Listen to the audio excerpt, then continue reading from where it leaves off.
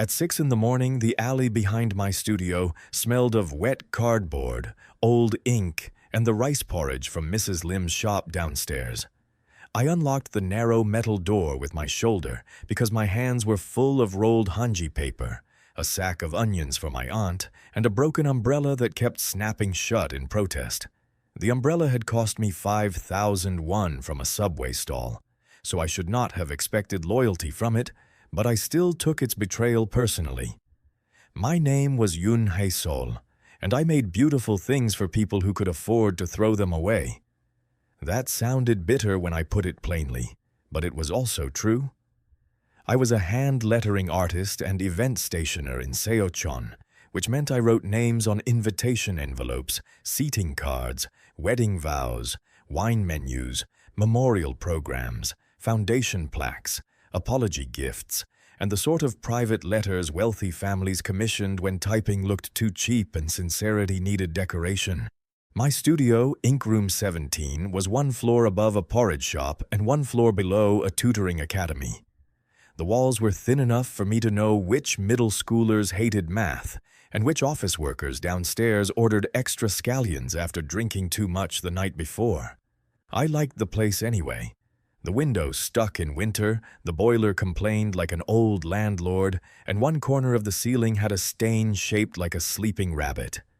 It was mine, or at least it belonged to me as long as I paid rent on time, ignored the polite threats from the property manager, and pretended my bank app did not know more about despair than I did.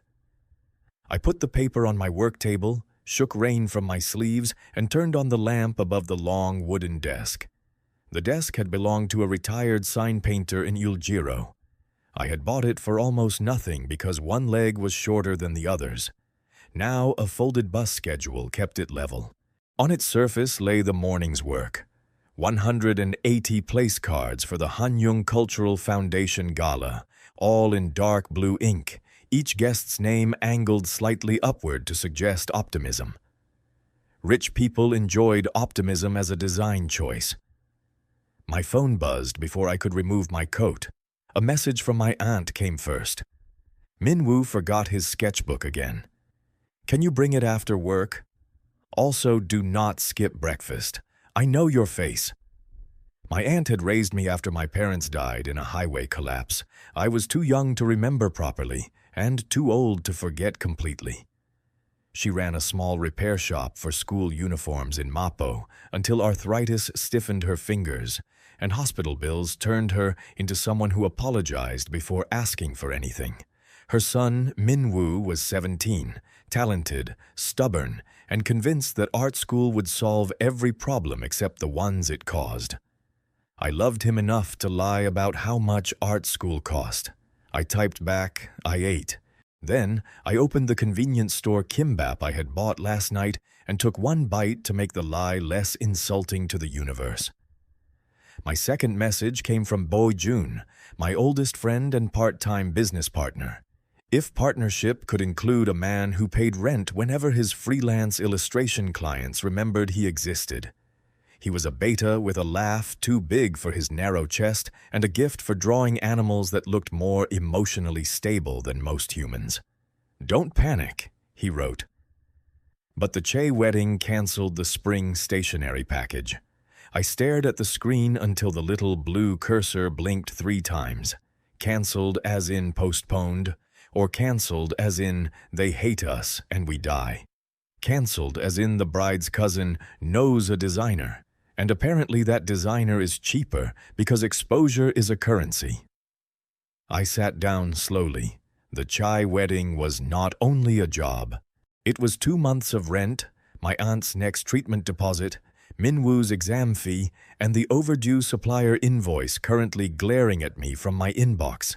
It was the kind of job that allowed a small studio to keep pretending it was a business instead of a slow method of drowning. I looked at the unfinished place cards on my desk and laughed once, too softly to mean it. Fine, I said to the empty room. We will become famous from poverty, very artistic. By 10, the rain thickened against the window. I finished the last place card and set it on the drying rack. My wrist ached, June was trimming envelope liners with a ruler and blade. The academy upstairs began a vocabulary drill that turned English verbs into percussion. For 20 minutes, life was manageable. Then 2 men entered without knocking. They wore black jackets with no visible logos and shoes too polished for our staircase. One had a scar along his jaw that looked almost surgical. The other held a folder under one arm. They did not look around with curiosity. They looked around with inventory. June stood. "We're not open for walk-ins." The man with the folder smiled. "Yun Hae-sol?" I wiped ink from my thumb with a cloth. "Depends who is asking." "Baekjin credit." The room changed size. It became smaller around my ribs. I had heard the name 3 months earlier, when my uncle disappeared after using my aunt's old address and my business registration as part of a loan guarantee. The lawyer at the district office had used words like complicated, enforceable, and civil liability. The police had used words like family matter. Baekjin Credit used fewer words. They sent notices. Then photos of my aunt's shop. Then a copy of Min-woo's school schedule. June moved closer to me. "You can't come here." The man with the scar glanced at him. "We did." I set my cloth down. "I already filed an objection. The signature on the guarantor document isn't mine." Forgery claims take time. Folderman placed a paper on my desk, careful not to touch the drying cards. "Your first payment is overdue." "I never took that loan." "You inherited the responsibility when you benefited from the business registration attached to it." "That sentence makes no sense." "It made enough sense for a judge to stamp an order." I looked down. The paper showed a number that should have belonged to apartments, not debt. My stomach tightened, but I kept my voice level. Omegas were often expected to either tremble or charm their way out of rooms. I had never been good at either. My dignity was not large, but it was stubborn. "Leave," I said. "Send it through my lawyer." "You don't have a lawyer." "Then send it through the imaginary one. He has more patience." The scarred man's mouth twitched. Folder man's smile disappeared. "We admire humor," he said. "It makes people memorable." "That must be why nobody forgets debt collectors." June made a small sound behind me, half warning, half prayer. Folder man leaned closer. "Your cousin Min-woo attends Daesun Arts High, yes? He goes to evening figure drawing on Tuesdays. The streets near that academy are crowded. Accidents happen when boys cross without looking." I picked up the nearest metal ruler and held it against the table with both hands. Not as a weapon, as proof that my hands were occupied and would not shake. "You just threatened a minor in front of a witness." I expressed concern. "Express it outside." For a moment I thought he might strike the table or knock over the place cards. Instead, he slid the paper 2 centimeters forward, aligning it with the edge of my desk. "Friday," he said. "Bring the first payment or bring a better offer." They left with the same quiet confidence they had brought in. The bell above the door gave a ridiculous, cheerful jingle after them. June reached for the paper. "Hae-sol." "Don't touch it." My voice came out sharper than I intended. I breathed once. "Sorry, there might be prints." He stared at me. "You're thinking about prints?" "I'm thinking about not screaming. Prints are nearby." I photographed the document, sealed it inside a plastic sleeve, and put it under a stack of paperweights. Only then did I sit down. My legs accepted the chair as if they had been negotiating in secret. June crouched in front of me. "We go to the police again." We went. "We go to a different station." "And say what? That men from a company pretending to be legal came and spoke in metaphors?" He pressed his lips together. "I can ask Seung-woo. His uncle knows attorneys." "No. You don't even know what I'm asking." "I know what taking help from someone who already thinks your life is a bad investment will cost you." His face closed.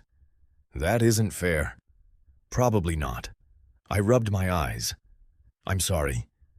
He stood and turned away, pretending to sort envelopes. I let him have the distance. Friendship was sometimes knowing when not to follow. At noon, the Hanyung Foundation coordinator called to confirm delivery. Her voice had the polished brightness of people who scheduled charity with imported flowers. Please bring the place cards personally, Mr. Yun. There were guest list changes, and Chairman Kang's office requested an on-site calligrapher for emergency revisions. Chairman Kang I-jun of Seoul Holdings. His table will be sensitive. Sensitive was rich people language for explosive. I can be there by 4, I said. Excellent. Dress neatly. The press will be present. I looked down at my ink-stained sweater, my cuff with a tiny burn hole from last winter's heater, and my shoes patched at the heel. Define neatly. There was a small pause. Dark clothing is safest. Of course it was. By 4, I had delivered the place cards to a hotel ballroom in Hanam, where the chandeliers looked expensive enough to have opinions.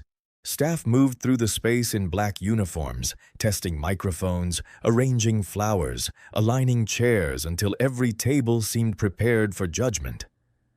I set up at a side table near the service corridor with my ink, spare cards, and a name list guarded by a woman wearing an earpiece. Guests began arriving at 6.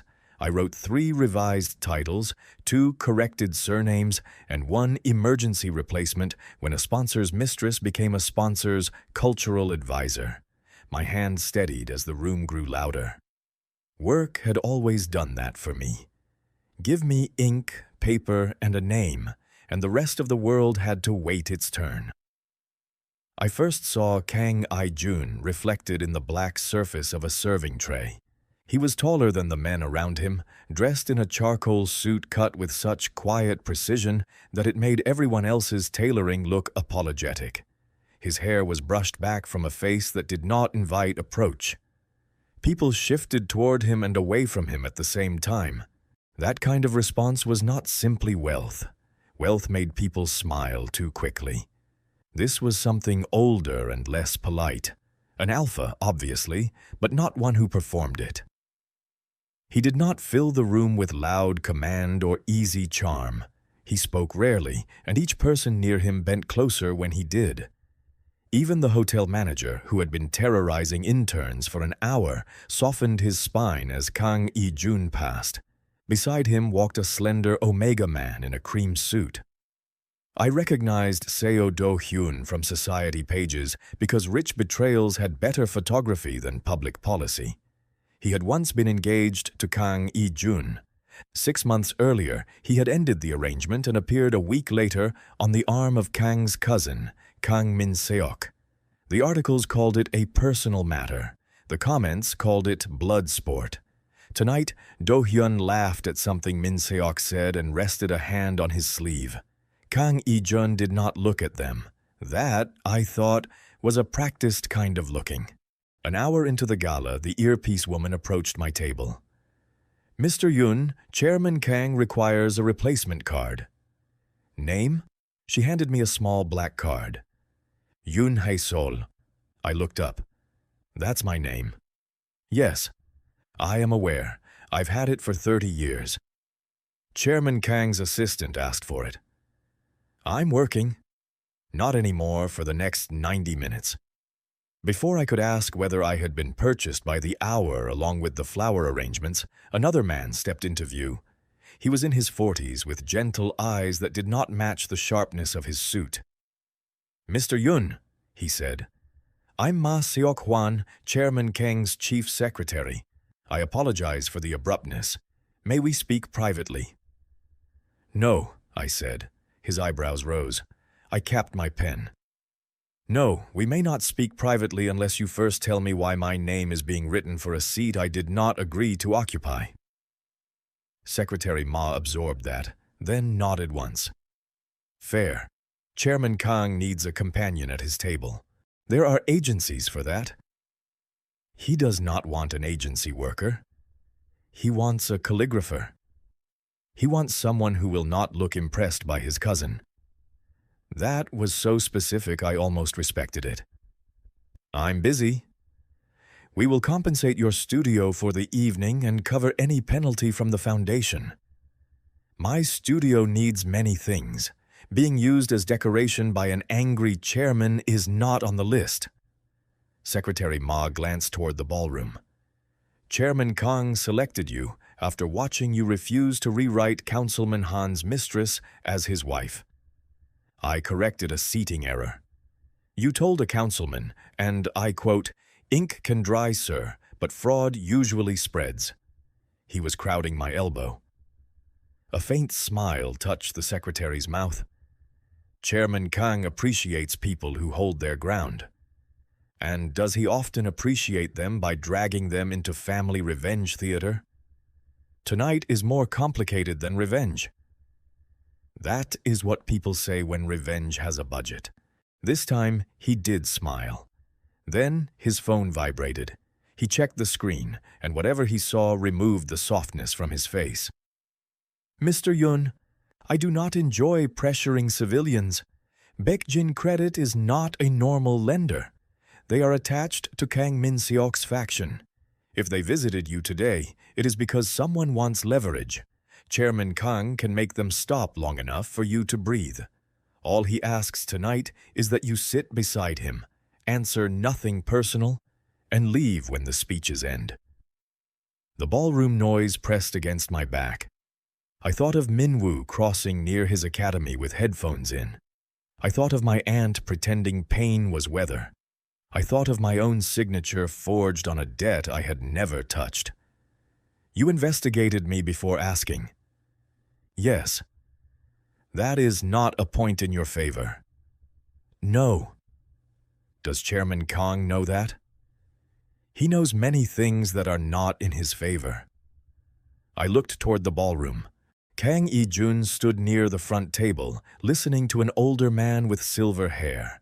From this distance, his face seemed carved by restraint rather than expression.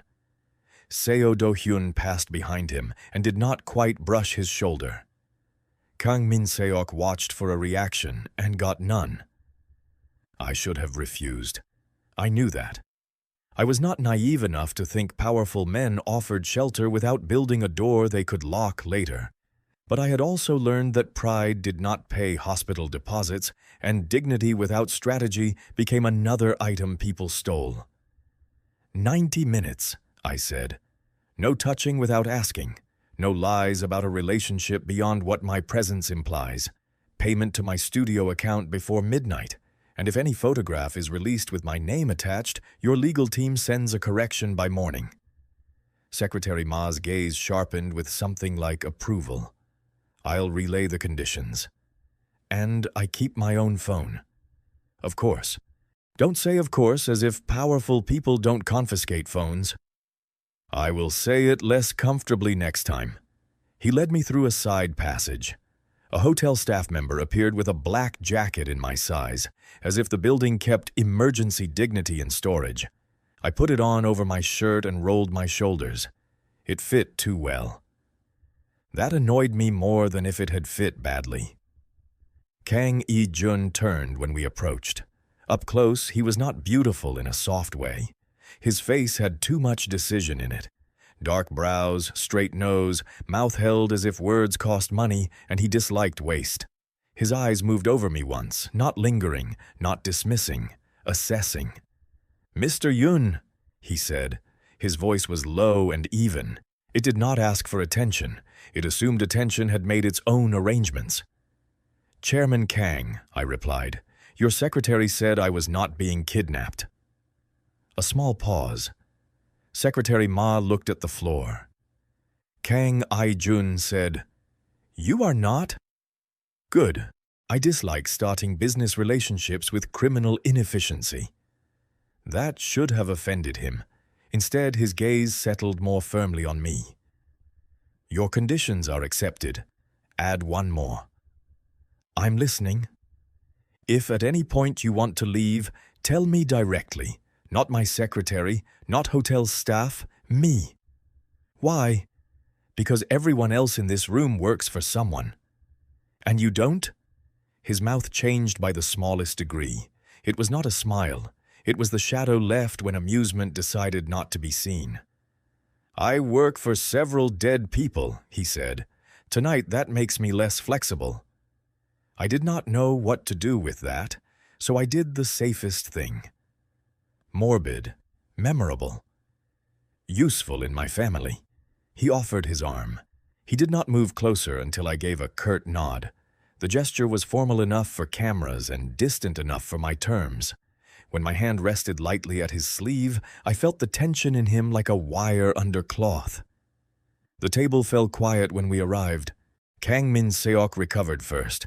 He was handsome in a cheerful, expensive way, with the kind of smile that made people feel chosen before they realized they had been measured. "Hyung," he said, "you brought a guest." I did. Seo Do-hyun's gaze moved from I-jun to me. How unexpected. I sat in the chair I had apparently earned by writing names for people who hated each other. Most good seating arrangements are? Min-seok laughed. And who is this? Kang I-jun placed my name card on the table himself. Yun Hae-sol. From which family? Mine tonight. The table absorbed that like a spill no one wanted to clean. I kept my expression pleasant. Inside, I added 10% to my mental invoice. The speeches began. The chairman of the foundation thanked families who had treated culture like a private garden and called it stewardship. I ate 2 bites of fish and wondered whether Min-woo had remembered his sketchbook. When applause rose, Kang I-jun's hand tightened around his water glass. It was subtle, a white crescent at one knuckle, a pause before release. Then an older woman approached our table. Kang I-jun stood before anyone introduced her. That told me more than her jewelry. "Kang Madam," he said, his grandmother then. Kang Yong-suk, former chair of Seoul Holdings, rumored to have turned a family of dock smugglers into a corporation polished enough for magazine covers and still feared enough for men like Baekjin Credit to speak in threats. She looked at me, and I had the immediate impression of being read in a language I did not know. "So this is the young man," she said. Kang I-jun did not answer. Madam Kang's eyes narrowed. "You bring him to this table without warning." "Yes." "To punish Do-hyun?" "No." "To provoke Min-seok?" "No." "To amuse yourself?" "No." "Then why?" The table waited. Even the servers moved more quietly. Kang I-jun's jaw flexed once. I felt, through the sleeve under my fingers, the controlled effort of his stillness. Revenge date, Secretary Ma had implied. Family strategy he had not explained. Public armor, maybe. He could have said anything charming. He could have called me a lover or a symbol or a mistake worth making. Instead, he said, "Because I breathe easier beside him." It was the wrong kind of lie. A useful lie should fit the room. That sentence did not. It was too bare, too strange, and too costly. Madam Kang heard it. So did Seo Do-hyun, whose face changed before he could prevent it. So did Min-seok, who smiled with his mouth and watched with calculation. I looked at the tablecloth because my own face had become unreliable. Madam Kang studied her grandson. Careless. "I know. You always did choose the most inconvenient truths." He did not respond. She turned to me. "Mr. Yun, do you know what family you have entered tonight?" "Temporarily, madam. Nothing temporary enters this family without leaving a stain." "Then I hope your cleaners are well paid." A server nearly dropped a spoon. Madam Kang stared at me. Then, to my surprise, she laughed once. It was not kind, but it was alive. "Keep this one away from Min-seok," she said to I-jun. "He might learn sincerity as an insult." After she left, I leaned slightly toward Kang I-jun. "Your grandmother is terrifying." "Yes." "She liked me?" "No." "Good. Consistency helps." His hand near the glass loosened. You're doing well. I am doing invoiced. Understood. When the event finally loosened into music and private networking, I found my way to a side balcony because the ballroom had grown too warm. The rain had stopped. Seoul glittered below, all glass and wet roads, as if the city had been polished for people who could afford the view. I gripped the stone railing and breathed through the ache in my wrist. Behind me, the door opened. If you came to congratulate me on surviving rich people, I prefer cash, I said without turning. Kang I-jun stepped beside me. Secretary Ma transferred the payment. Efficient. Baekjin credit will not approach your cousin this week. My fingers tightened. This week? I do not offer guarantees until I know what I'm guaranteeing against. That is honest in an unpleasant way. Yes. I looked at him then. Away from the chandeliers and observers, he seemed less like a man carved from authority and more like someone holding a door shut from the inside. The wind disturbed one lock of hair near his temple. He ignored it. Why did you say that to your grandmother? I asked. Which part? The breathing part. He leaned his forearms on the railing, looking out over the river. It made him seem younger for 1 second, and then the impression was gone. She knows when I lie. So you told her the truth? I told her enough to stop her from asking the wrong question. What was the wrong question? Whether I brought you to wound Do-hyun. I waited. He said, I thought I had. There it was, not an apology, not a confession, a fact set down between us. And did you? No. Why not? His gaze remained on the city. Because you were angrier at the debt collectors than at my cousin. Revenge requires the right audience. I am relieved my financial trauma disappointed your revenge plan. A quiet sound left him. Almost a laugh, cut short by habit. Soos. Then the balcony door opened again, and Kang Min-seok stepped out with 2 men I did not recognize. Their conversation stopped when they saw us. Min-seok's eyes moved from I-jun to me and back again. Hyung, he said lightly, you left your guests. I found one. Be careful. Some guests follow people home if fed. Kang I-jun's posture changed so slightly that I might have missed it if I had not been standing near him. The room I was not in seemed to feel it. The 2 men behind Min-seok lowered their eyes. Baekjin visited Mr. Yoon today, I-jun said. Min-seok spread his hands. Lenders are ambitious.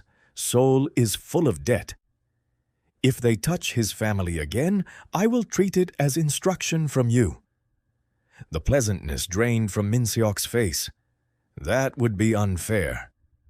No, it would be efficient. For the first time, I understood that Kang I-jun's restraint was not softness. It was containment. Something in him had been trained to move only when movement ended things. Min-seok recovered with a thin smile. Grandmother wants a spouse in your household before the spring vote. Does your calligrapher know he has walked into a vacancy? I looked at I-jun. His face did not change, but something in the silence did. No, I said before I could stop myself. The calligrapher did not know. Min-seok's smile widened. How careless of him. Kang I-jun turned to me. Mr. Yoon. Don't Mr. Yoon me right now. Fair. Min-seok laughed softly and went back inside. The balcony felt colder. I waited until the door closed. Spouse vacancy? I was going to tell you. When? Before or after your family printed applications? His mouth tightened. The vote concerns succession control of Seoryu's holding trust. My grandmother added a household stability condition years ago to prevent temporary alliances. Min-seok is using it against me. And tonight? Tonight was supposed to show I would not return to Do-hyun. With me as the punctuation mark. Yes. I appreciated the direct answer. I hated that I appreciated it. My fee just tripled retroactively, I said. It should. That disarmed me more than denial would have. I pulled the borrowed jacket tighter around myself. I'm going home. I'll have a car take you. I can take the bus. Baekjin knows your route. I turned on him. Do not turn every fact into a leash. His eyes did not harden. If anything, they became more focused. Then choose, my car with a driver whose name you receive, a taxi called by the hotel, or Secretary Ma walking 20 meters behind you to the bus stop. Not invisible security, not an order.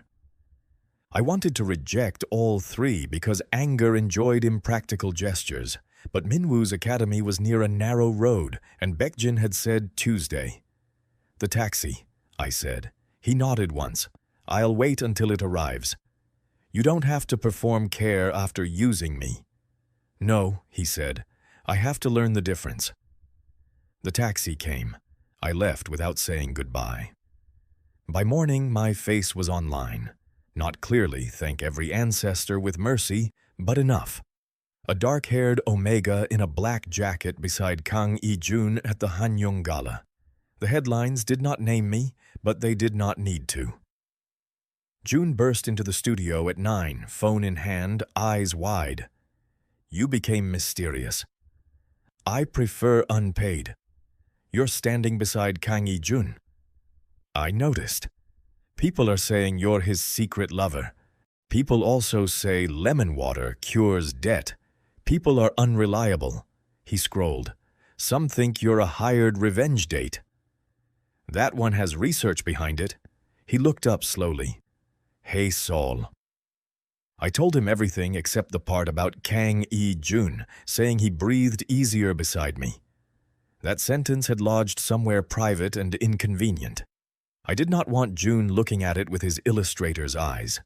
When I finished, June sat on the stool across from me. This is insane. Yes, but Baekjin backed off? For a week. And you're considering meeting him again.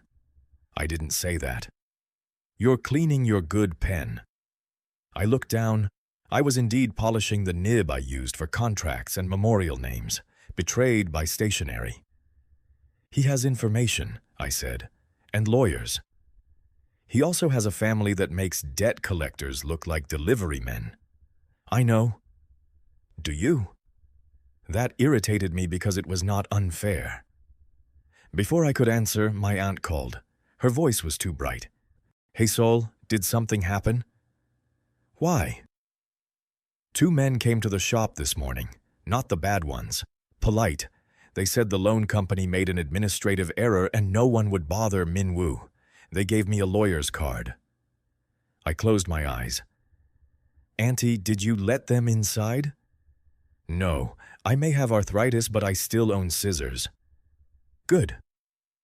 Is this because of that man in the news? June's brows rose. I pressed the phone closer. You saw? Minwoo showed me. He said your jacket looked expensive and your face looked like you were planning a crime. That's my normal face. Should I worry? The answer should have been yes. It should have been no. It should have been a whole legal document. Not yet, I said, but keep the lawyer's card. After the call, I sat for a moment in the messy quiet of my studio, surrounded by ink, paper, half-paid bills, and the absurd possibility that the most dangerous offer in my life might also be the first one with proper paperwork. Kang I-jun called at 11. I owe you an explanation, he said. You owe me several. Lunch, public place, bring someone if you want. I looked at June. He shook his head violently. Send the address, I said. June threw a roll of tape at me. The restaurant was not a restaurant so much as a private room pretending food mattered. I arrived with June because I was not entirely stupid. Kang I-jun arrived with Secretary Ma and a woman in a navy suit who introduced herself as Attorney Han Se-ryong. She placed 3 folders on the table before anyone ordered. I represent Mr. Yun for this discussion if he accepts, she said. I blinked. You represent me? I do not work for Chairman Kang. I was retained through an independent legal assistance fund this morning, with 3 months' fees paid in advance and no reporting obligation to him. You may dismiss me after this meeting. I looked at I-jun. You hired me a lawyer who can argue with you. Yes, that is either respectful or arrogant. Both are possible. Attorney Han slid a card toward me. I prefer to argue with everyone. It keeps the room honest. June leaned toward me. I like her. I accept for this meeting, I said. Kang I-jun explained the rest without decoration.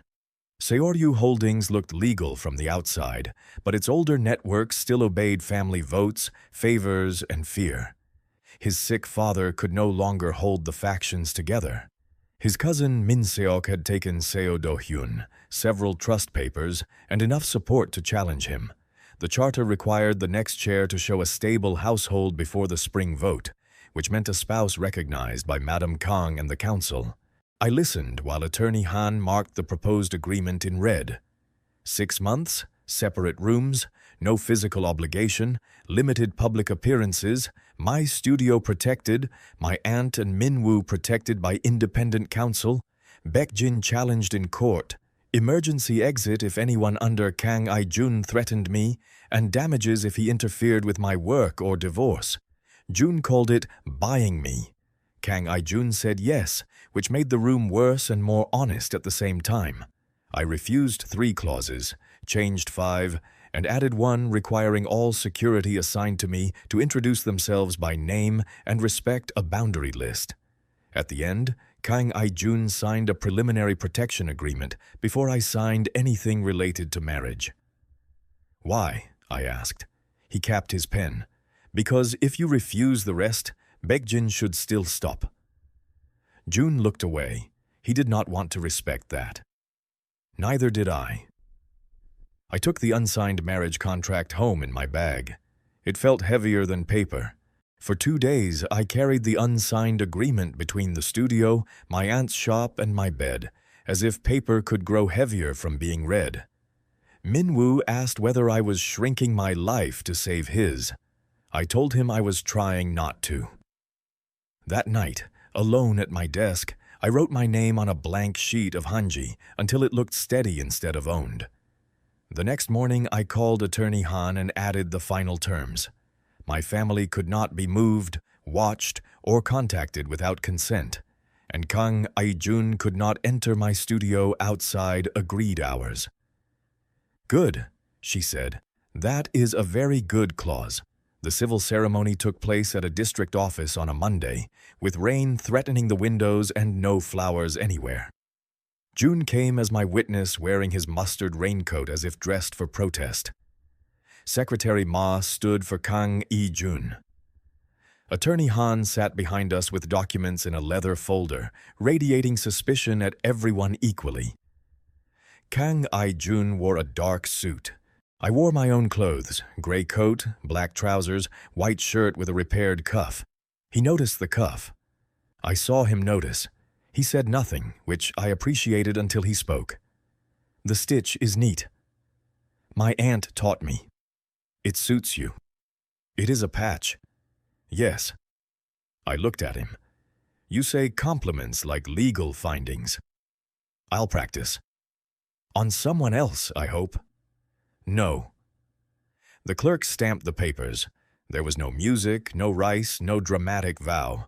Just a government seal, the scratch of a pen, and a new fact entering the world. When it was done, Kang I-jun turned to me. Mr. Yun, we are apparently married. You may try Hae-sol in private. Hae-sol, he said, and the name sounded unfamiliar in his voice. Not sweet, careful, as if he knew names could be damaged by careless handling. Thank you. Don't thank me yet. I planned to be difficult. I planned for that. Then you underestimated me. His mouth almost changed again. Jun made a gagging sound behind me. I hate this already. Noted, Kang I-jun said. We moved into the secured apartment that evening. Calling it an apartment was like calling a museum a storage room. It had 3 bedrooms, heated floors, a kitchen too clean to understand onions, and windows overlooking the river. I took the smaller bedroom because it had morning light and because choosing the largest would have felt like accepting a story someone else wrote. A security man named Lee Guang introduced himself at the door, handed me his number and said, "My shift ends at 10. Mr. Park replaces me. We do not enter unless invited or emergency protocol applies." I looked at Kang I-jun. "You gave them the boundary list." "Yes." "Did they laugh?" "No." Guang said, "We studied it." That was worse. The first week of marriage was not romantic. It was administrative. Attorney Han filed motions against Baekjin. Secretary Ma arranged public statements. I learned which elevator led to the private garage and which family members could access the building. Kang I-jun left before dawn and returned after midnight. We shared the kitchen twice, both times like co-workers trapped during a power outage. My aunt's treatment appointment ran late, and I missed a delivery deadline for a hotel client. The coordinator called me careless in a voice coated with sugar. I apologized, explained nothing, and carried the replacement menus across Gangnam with my wrists stiff from writing in a clinic waiting room. When I arrived, the coordinator made me wait in a service hallway for 40 minutes while staff stepped around me. I was used to it. People loved handmade work and disliked seeing the hands attached. Kang I-jun appeared at the end of the hallway just as I was kneeling to repack my inks. He should not have been there.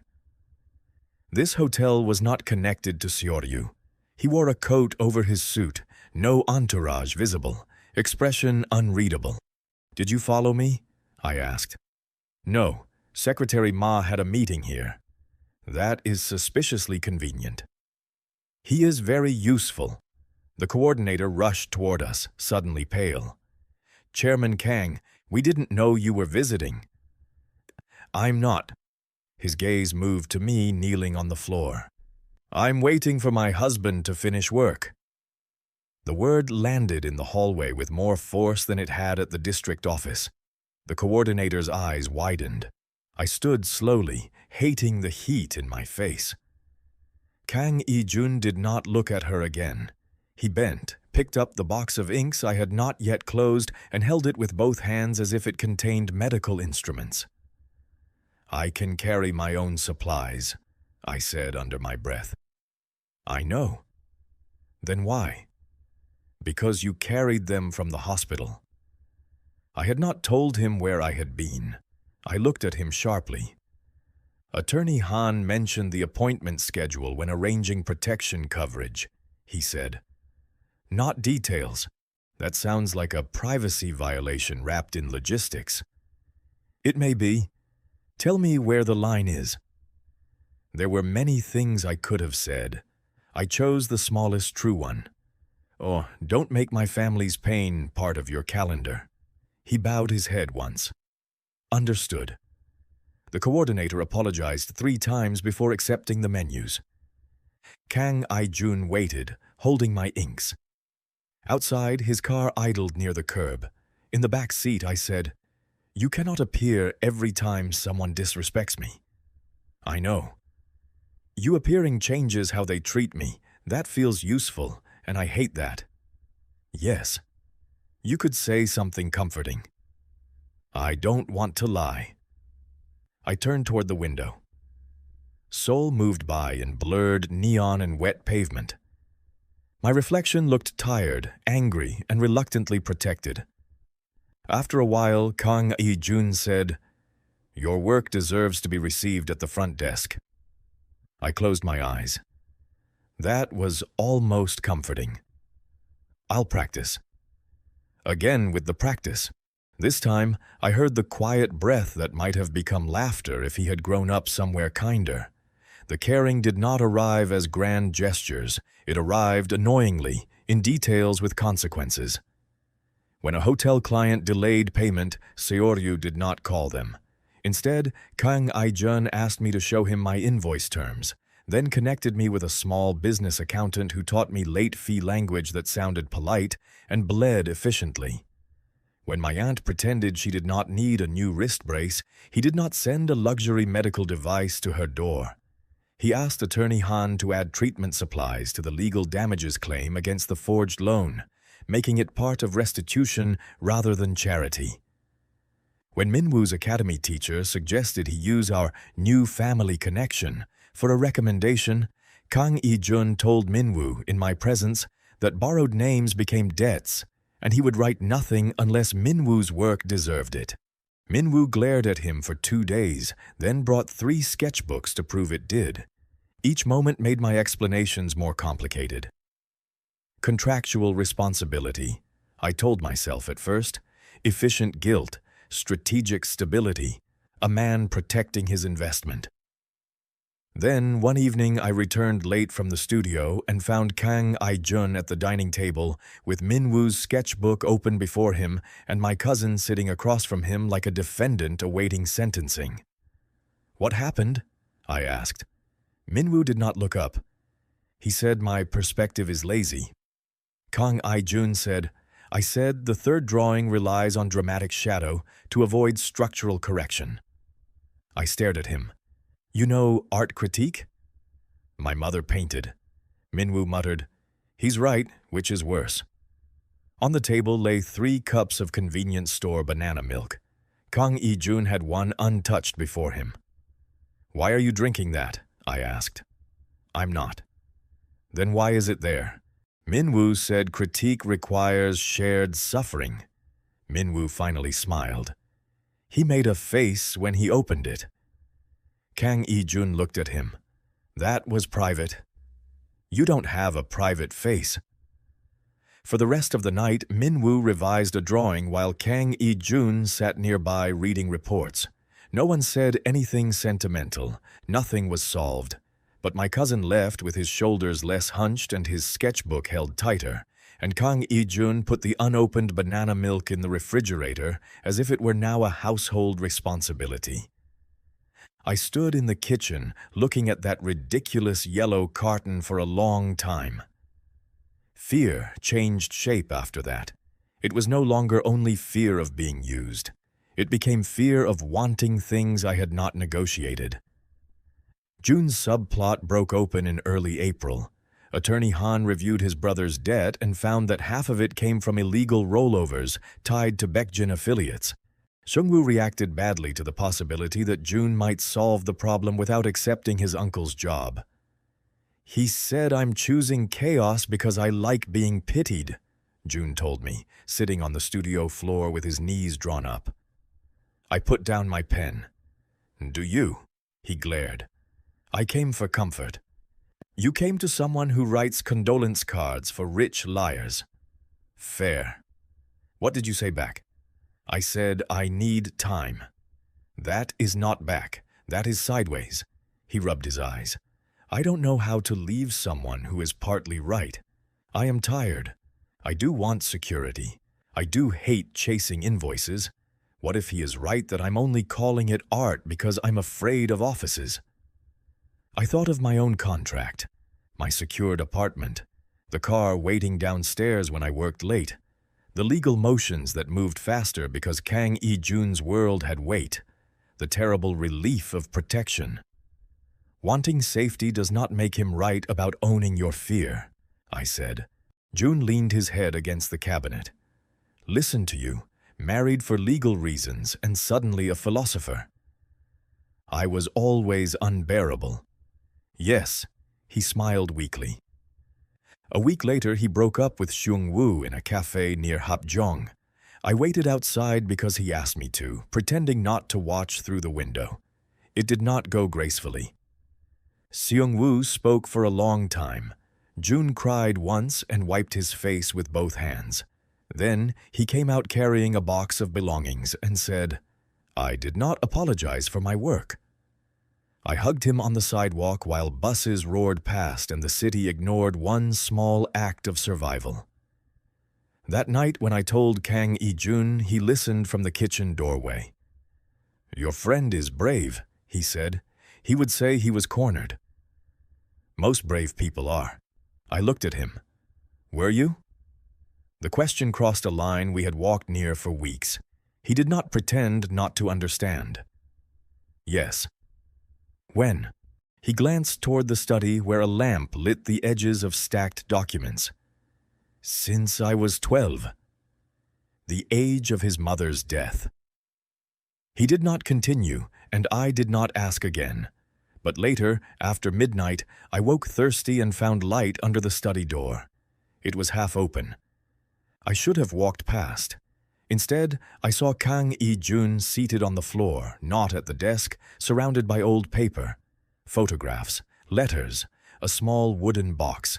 In his hands was a strip of faded silk, deep blue, frayed at both ends. He was trying to thread it through a silver clasp with the same concentration he gave corporate documents, but his fingers would not steady. I knocked softly on the doorframe. His head lifted. For once, his face did not arrange itself quickly enough. "I'm sorry," I said. I saw the light. He began gathering the papers, not panicked, controlled too late. "You don't have to hide them," I said. His hands stopped. I remained at the doorway. "May I come in?" A long pause. Then he nodded. I sat on the floor across from him, leaving space. The photographs showed a woman with paint on her sleeve, laughing beside a boy who had Kang I-jun's serious eyes and none of his armor. In one image, she held a calligraphy brush incorrectly and seemed delighted by the error. The silk strip lay between us like a small, wounded animal. "My mother tied this around my wrist when I had to attend family meetings," he said. "She said blue made lies less loud." I looked at the frayed silk. Did it work? No. Why repair it now? Grandmother found out Min Seok has the original trust addendum Do Hyun took. Tomorrow's council meeting will be unpleasant. And this helps? His mouth was flat. No. The honest uselessness of the answer hurt. "May I?" I asked, holding out my hand toward the silk. He hesitated, then placed it in my palm. The fabric was old but fine, handmade. The edges had been repaired before by someone with love and no skill. "This needs backing," I said, "not force. If you pull the thread through like that, it will tear more." "I know. Knowing is not doing. I'm familiar with that failure." I looked up. He was staring at the photographs, not me. "My father kept me in the meeting room after she died," he said. His voice remained controlled, which made the words worse. "People came to express sympathy. They also came to measure succession. I cried once. He told me grief was information other people could use." The apartment around us seemed very still. I touched the edge of the silk with my thumb. "So you stopped giving information." "I stopped giving anything I could not afford to lose." That was not a confession. It did not ask me to forgive him or admire his damage. It was a map of a locked room shown for 1 second through a crack in the door. Why show this to me? I didn't. No, I found it. He looked at me then, and the tiredness in his eyes made him seem older than 36. "I was going to use you tomorrow." My fingers stilled. "The council wants a spouse statement, proof that our household is stable. If you appear, if you speak, if you let them see us as convincing, grandmother gains room to delay the vote. Min Seok loses leverage." Was that scheduled? No. You planned to ask? I planned not to ask. His jaw tightened. I planned to arrange the room, present the risk to your family, and let urgency do the rest. Cold moved through me, but beneath it was something more painful, the fact that he was telling me before doing it. What changed? He looked at the silk in my hands. "Minwoo showed me a drawing today. You were in it, standing in your studio doorway. He drew you with 1 foot inside and 1 foot outside." I swallowed. "He said you always stand that way now." Kang I-jun's voice lowered. I will not be another door that makes you divide yourself. The silk blurred slightly. I lowered my gaze until the room steadied. Then what will you do tomorrow? Lose ground. Because of me? Because I dislike becoming my father with better manners. The words had no performance in them, no request, no softness placed like bait. I folded the silk carefully. I can repair this. You don't have to. I know. If you do, invoice me. I was planning to overcharge. His mouth moved faintly. Good. I left the study with the silk in my hand and a feeling I could not file under obligation. The next day, he attended the council meeting alone. The press reported that Kang Min-seok had gained 3 votes. Seoryu's stock dipped. Commentators speculated that Kang I-jun's sudden marriage was unstable. My name did not appear. Kang I-jun returned after 11. He looked composed enough to frighten strangers and exhausted enough to worry anyone who knew what composure cost him. I had spent the evening backing the blue silk with a thin layer of dark fabric, closing the tiers with stitches so small my eyes ached. I placed it on the kitchen counter. It won't survive being pulled hard, I said. So don't. He picked it up with care that made my throat tighten. I won't, he said. After that night, distance became harder and more necessary. I pulled back, not dramatically. I worked longer at the studio. I slept in my own room with the door closed. I stopped eating late dinners at the counter when he came home. I told myself this was wise. Attachment made contracts rot from the inside. Gratitude disguised itself as affection when given enough quiet evenings and repaired silk. Kang I-jun noticed. Of course he did. He was built from noticing. He did not chase. He did not demand explanation. He sent schedules through email instead of asking in person. He respected every inch I took and somehow made that respect feel like another form of presence. The final pressure arrived 2 weeks before the succession vote. It came dressed as an invitation. Madam Kang summoned me to tea at the Pyeongchang residence without Kang I-jun. Attorney Han told me I could refuse. Kang I-jun said the same, which annoyed me into accepting because I disliked being correctly protected by 2 people at once. Madam Kang received me in a sunroom overlooking pine trees. She wore pearl earrings and a gray hanbok jacket, modern enough to be expensive rather than traditional. A younger man poured tea and left without looking at me. "You are avoiding council appearances," she said. "I was not invited." "You were." "Then the invitations lacked ink." She smiled thinly. "My grandson has changed the rules around you." I added clauses. "He has lost votes." "I heard." "Do you feel responsible?" "No." Her brows lifted. "I feel involved," I said. "Responsibility belongs to the people trying to use a spouse clause to control a criminal empire through dinner manners." For a moment she looked almost delighted. Then she sighed. "You speak as if standing outside makes you clean." "I am not clean. I am trying to remain myself." "That is expensive." "Yes." She poured tea with hands steadier than any young person's.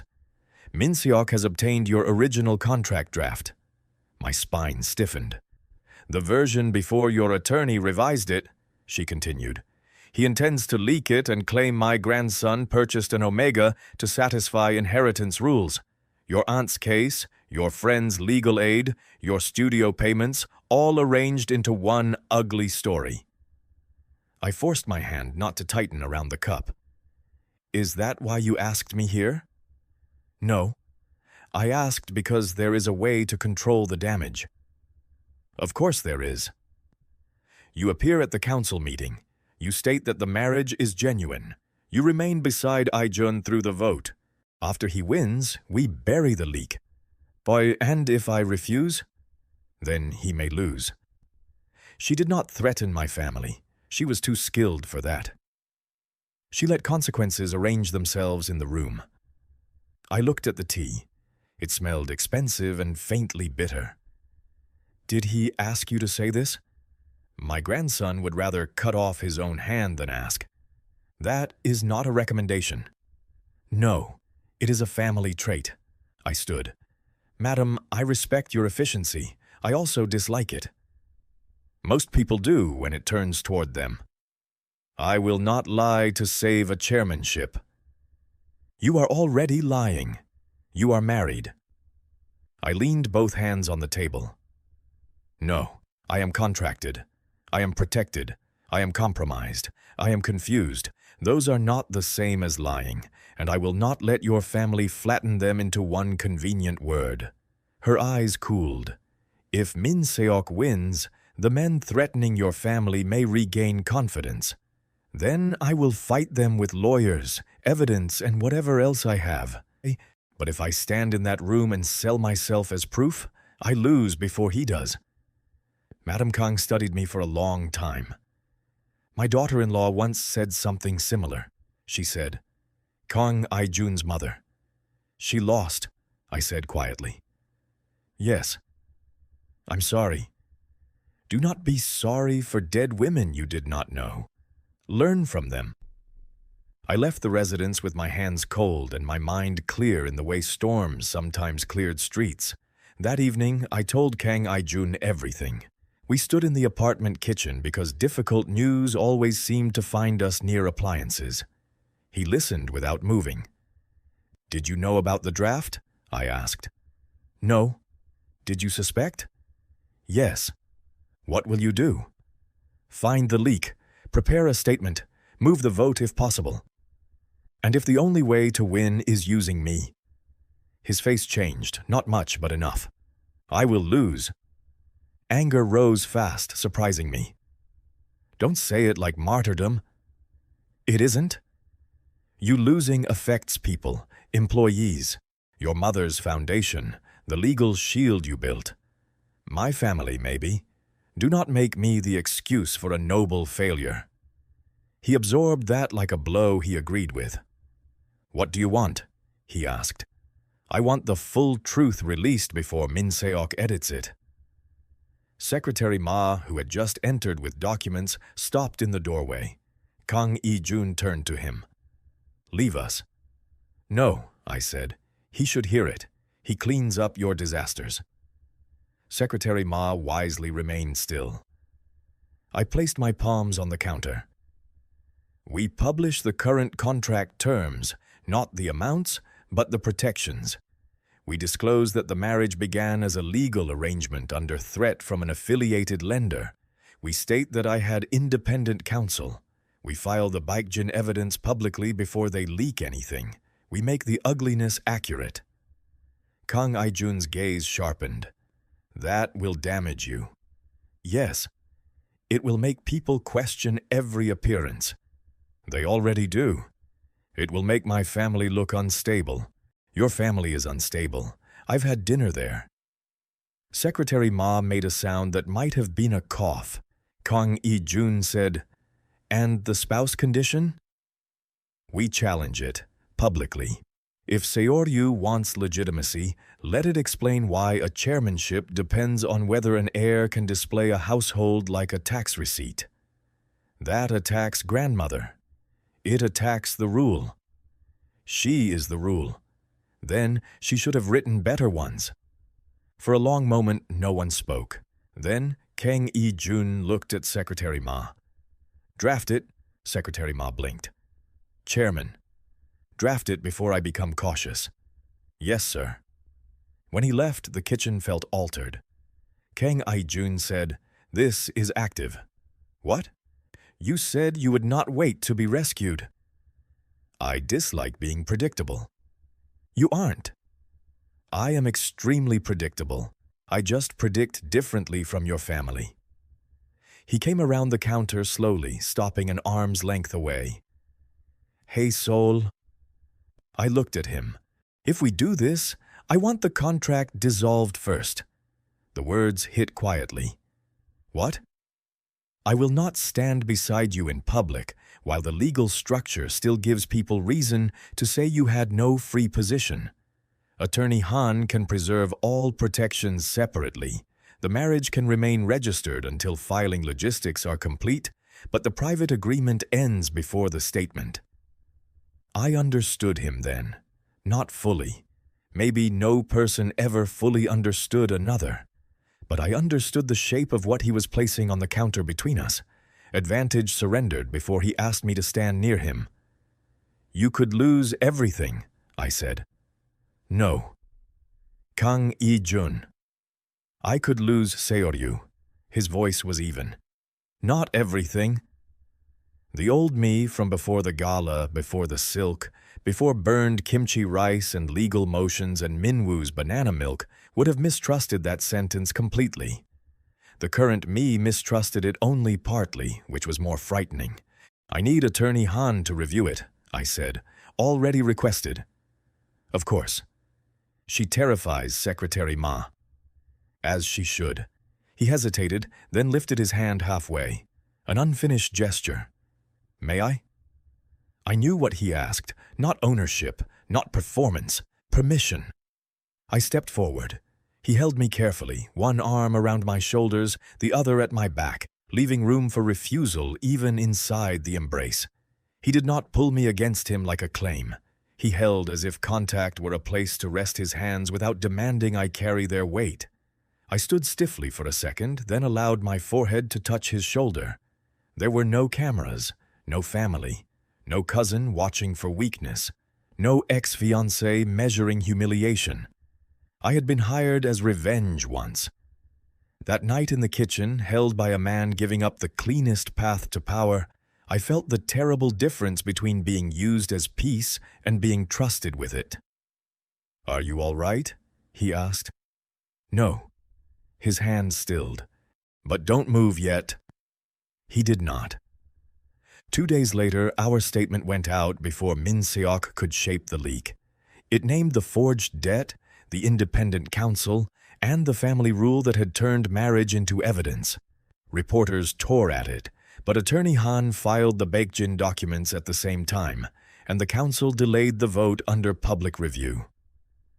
I spent the morning at my studio, refusing to sit in another symbolic room. At 3, Kang I-jun came to the studio. He looked tired, rain-damp, and strangely unarmored. No tie. Blue silk at his wrist beneath his cuff, repaired stitches almost invisible unless one knew where to look. Gwang stayed outside with coffee from Mrs. Lim's shop. June stood. Should I leave? No, I said. Yes, he said at the same time, then looked at me. Sorry. June gathered his sketches slowly with theatrical reluctance. I'll be downstairs. If I hear wealthy emotional incompetence, I'm coming back up. Kang I-jun bowed his head. Understood. When we were alone, he placed a folder on my desk. Attorney Han reviewed it. The private marriage agreement is dissolved.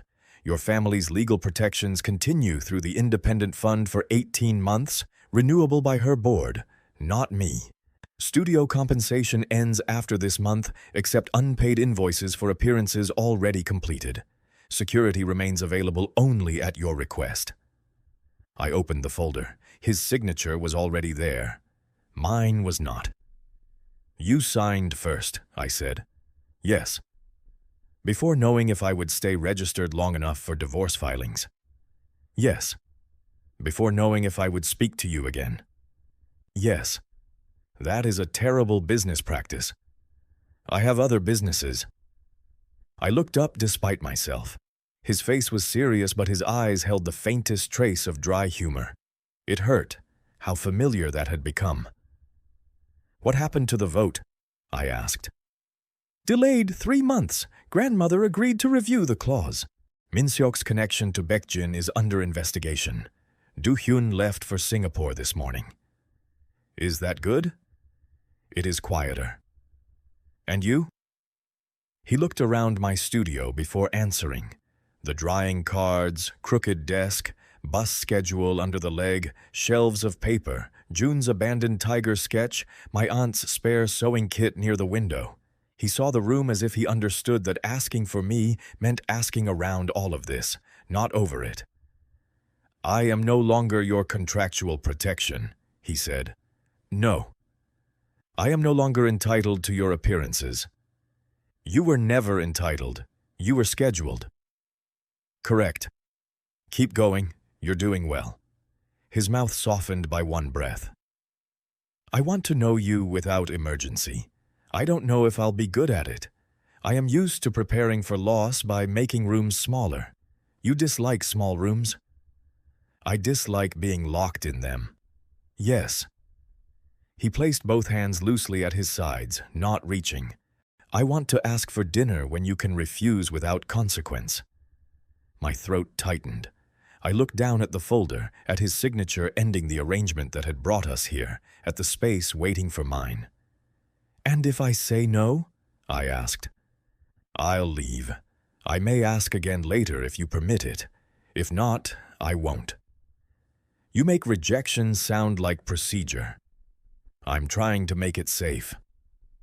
The pen on my desk was the same one I had cleaned the day Secretary Emma first came to the hotel. I picked it up and signed the dissolution. My name looked steady again. Then I capped the pen. Dinner. His gaze changed. Tonight? He asked. No, I have work. Tomorrow? June and I are meeting the publisher. Friday? My aunt expects me for soup. Saturday? I pretended to think. You may apply for Saturday. I will submit all necessary documents. Wear something less expensive. I don't own anything less expensive. Borrow from Secretary Ma. That would damage morale. I smiled before I could stop myself. He saw it. He did not look triumphant. He looked relieved in a way that made him briefly younger. Saturday dinner was at Mrs. Lim's porridge shop downstairs because I believed in testing men where chairs were plastic and side dishes came in metal bowls. Kang I-jun arrived in a dark sweater that was definitely expensive but had the humility to lack visible buttons. Mrs. Lim recognized him from the news, looked him up and down and said, "You're too thin for someone with money." He bowed. "I'll try to improve." She gave him extra egg. June joined for the first 20 minutes to interrogate him. Minwoo arrived after academy and showed him a revised drawing. My aunt came late, wrist brace visible, scissors still in her bag because caution was genetic. The meal was noisy, ordinary, and more dangerous to my composure than any gala. Kang I-jun listened more than he spoke. When my aunt asked whether he knew how to mend a loose button, he said no. She handed him a needle and taught him at the table. He pricked his finger once. Minwoo said, "Corporate blood." Mrs. Lim gave him a tissue with no sympathy.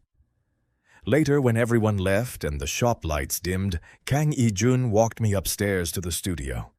The city was cold, the stairs familiar under my shoes. At the landing, I turned to him. "This is not simple," I said. "No. My family likes you now. That is inconvenient. I'll try not to exploit it. June likes you a little and hates that more." I noticed. I still don't know what love is when it starts under paperwork. He looked at me steadily. "We can find out slowly."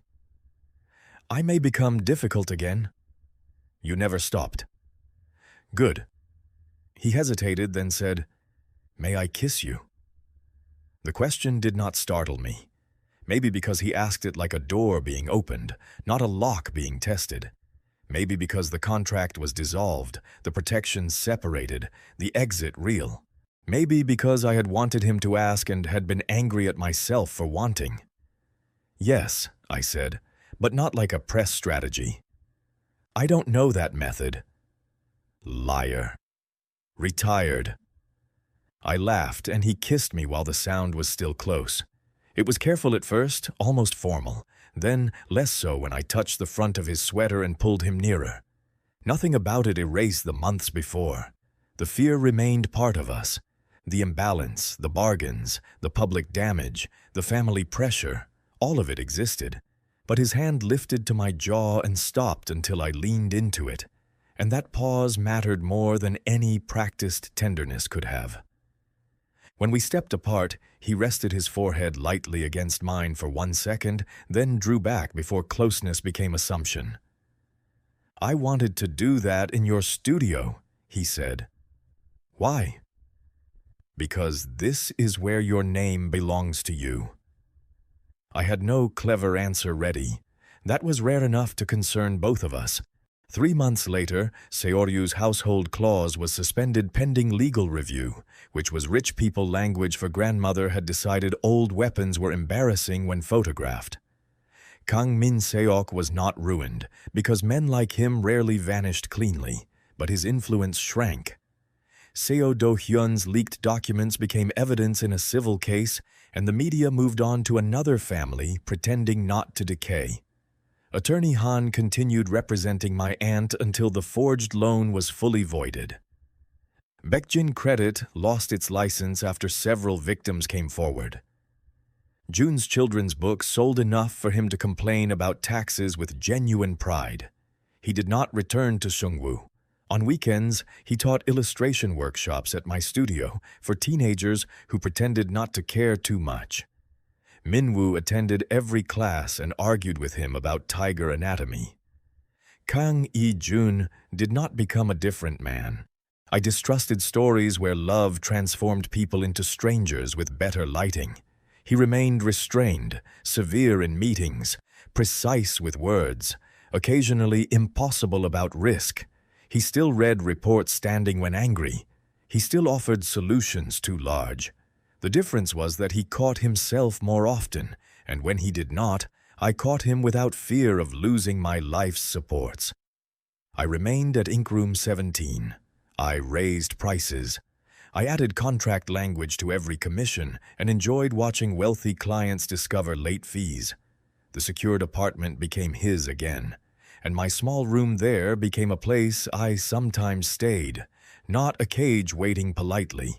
He visited my studio twice a week, always texting first. Sometimes he brought documents. Sometimes he brought dinner. Once he brought the repaired coffee machine from the apartment because, according to him, it missed conflict. I kept it near the window. The middle button still screamed. One autumn evening, I worked late on place cards for a community arts fundraiser. Minwoo had bullied 3 classmates into organizing. The cards were not expensive. The paper was uneven, donated from old stock, and the guest list changed every hour because teenagers believed deadlines were decorative. I loved the job more than most gala commissions. Kang I-jun sat across from me at the old desk, trying to sew a loose button on his coat under my aunt's remote supervision through a video call. The blue silk rested at his wrist, the repaired edge holding. Jun painted a tiger on the front window downstairs for the fundraiser and shouted complaints whenever the brush dripped. Mrs. Lim sent up porridge we had not ordered. The studio smelled of ink, rice, and cold air slipping through the frame. "You're knotting it wrong," I told I-jun. He looked down at the thread. "Your aunt said this was acceptable. My aunt is merciful to beginners. And you?" "I charge for advanced criticism." He held out the coat and needle. "Teach me." I moved around the desk and stood beside him. His shoulder brushed my sleeve. Not by accident, not by claim. I placed my hand over his, guiding the thread through cloth with the patience my aunt had once used on me. Outside, Jun's painted tiger took shape on the glass, crooked and fierce and alive. Kang I-jun bent his head close to watch the stitch, and for once the quiet between us did not feel like anything withheld. It felt like a room with the door open, rain beyond the window, and both of us choosing to stay while the ink dried.